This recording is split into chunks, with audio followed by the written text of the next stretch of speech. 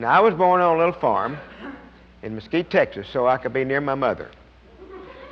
And I never, I'll explain it later, I never, ever understood why they nicknamed me Itsy Bitsy. That was my nickname. Some of you heard this story, but I tell it for a purpose. I haven't always been big and good looking like this. I started out a little bitty guy. And you can imagine a parent that loved their only child. I'm an only child. People say, no wonder.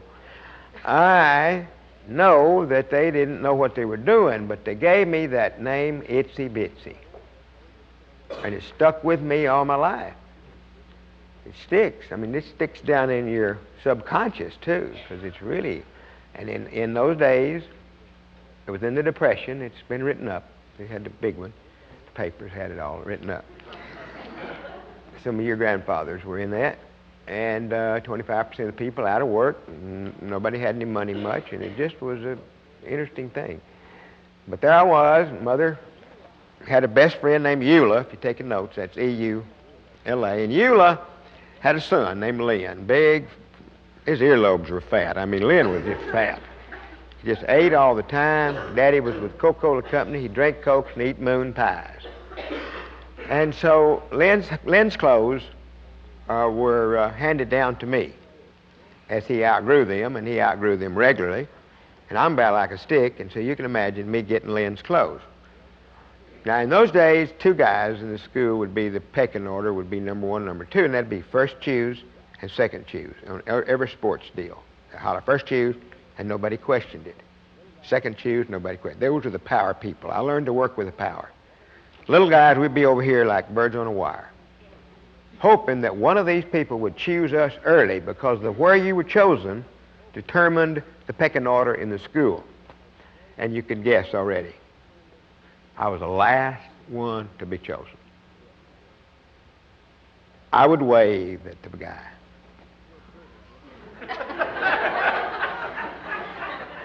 Switch hitter, I'd look over at the other one. When they get through, one of them would say, you can have Itsy Bitsy, and the guy would say, no, you take it. So at less than 12 years old, by maybe 9 or 10 years old, I found out I wasn't okay, because that was the measurement. Now, Lynn, Eula's kid, clothes, mother would cut them off. I think he crawled everywhere he went, knees were out. She'd cut them off, so that made me wear what? Short pants. In the Depression, the sissies wore short pants. So I got these, she'd pull them up, and of course they'd fall off. So then she would wrap them over, put a belt on them. Now I got the breeches that balloon out, and the sticks coming out, they call them legs. I got very skinny legs with not knees. And you can get the picture. And I'm wearing these, last one chosen. Itsy Bitsy's my name. I developed a nervous tick. I did that. Everybody do that. Now, I don't know why I did that, except for possibly the tension in my face from being stressed. Maybe that released it, but I did that, and they started calling me Itsy Bitsy Rabbit. Now, you can see the guy, can't you, with the breeches? Then they had songs about me, Itsy Bitsy Witsy and stuff like that. Then I started blinking my eyes and doing this. Isn't that neat? Kids are so charitable, right? Ooh, cruel. I was Itsy Bitsy Blinky Rabbit. Standing there with my sticks coming out of my breeches, last one chosen, I developed a very low number up here. Probably 3, really, honestly. 3, maybe 4. And total insecurity. Never, ever I never was popular with the girls. They didn't want to go with me because I was so short. The girls seemed like they grow faster than boys or something. Got to me when they said, is she a tall girl? And I said, hell, I never saw a short girl. They're all tall. And those kind of things were when I was making my decisions about myself. And you make your decisions in your subconscious mind. So down in here is where you develop the number, not up here. So down in here, I had a lot of insecurities, and I still do, because you really don't ever get rid of them. Back when the oil crisis, my oil company was, price of oil was going down, the OPEC deal, Ethiopians were telling Houston jokes. I mean, it was bad, and it looked like I was going to lose it. And I was doing this a lot. You'll see me do this some now because it's a nervous tick, it's a nervous habit. And I got it, I can watch it, but you can't go around all the time. Don't squint or blink, right? So it's just unconscious. Some of you do funny things. We scratch funny places. Did you ever notice a pitcher? They scratch funny places, then pull the cap down and throw the ball right over the plate 100 miles an hour. So I guess it works. I've tried it, and it didn't work for me. Just got scratched. But you have to really, really think about your itsy bitsy. See, the reason I tell that is because everybody in this room has some kind of a little itsy bitsy. You might have been a nerd. You might have been no boobs. You might have been broad butt. You might have been bird legs, stringy head, something kids put on you. Very, very few perfect people. I came out of the shower some time ago, looked at myself, I had to laugh. I mean, stuff has moved around like you wouldn't believe it. Lost all my hair. I had a gray hair growing out my ear. I mean, really, it won't grow up here, grows here. Go to the barber shop. Don't bother here, pick these out of my ear.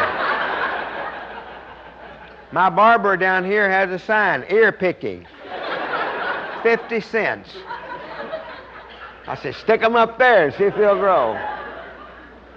So we do get kind of funny. But look, the day I started being relaxed about this was the day I realized, and I was older before I realized it, only 6% of the people are perfect. The rest of us have to do what we can with what was dealt us. We have to do what we can with the things that fall apart and all.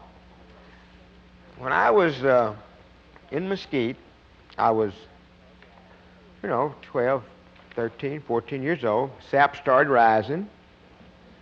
Testosterone was moving up. And I found a magazine.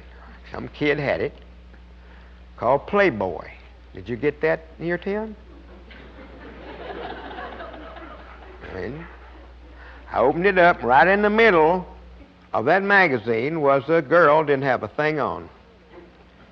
We had no girls in Mesquite look like that. One of the 6%. Where do they get them? I don't know. See, the Playboy is a lot like National Geographic. They show you lots of beautiful pictures of places you ain't never going to be.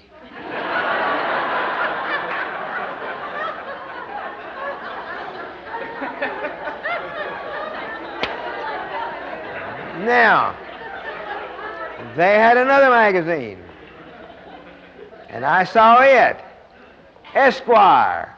Now, Esquire had an old boy in there, and a real stud. Guy looked like he could jog home from his vasectomy. I mean, a real stud.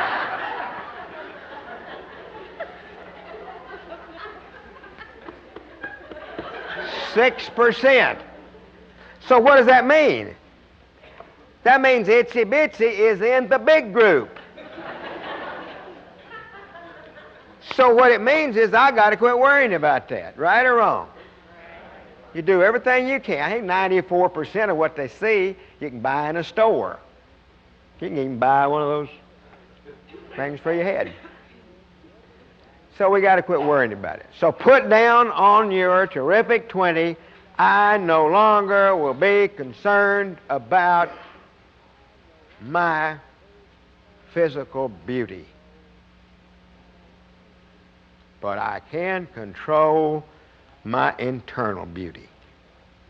And that's, guys, listen to me, that's where they fall in love. How you think I got Barbara?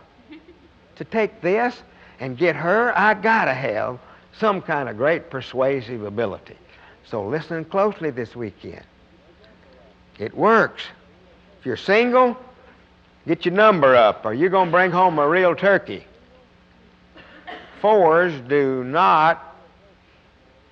Nines do not marry fours. Fours do not marry nines. Nines are looking for tens or nines, aren't they? And if I make that decision, then I can decide what I get by what I got here. Because as ye sow, so shall you reap. Very simple. Love yourself. Just as you are. Ugly, but love yourself. And life will just change for you just like that. So great. It is so great. The day I quit worrying about losing my hair, the day I quit worrying about my wrinkles, and you can see I had a lot to worry about before I quit worrying about it, things got better. Things got better. Life started just dealing me. I kneel every night on one side of the bed, and Barbara does on the other. 1 o'clock this morning, 1:15, I'm kneeling down thanking God for what all's happening. There's just so many good things happening to me. This is my 4th career, really. And it's my best, my happiest. And I just love it. And you can do it too. You can do it, and you can start early. Don't wait till you get old to do it. Start now.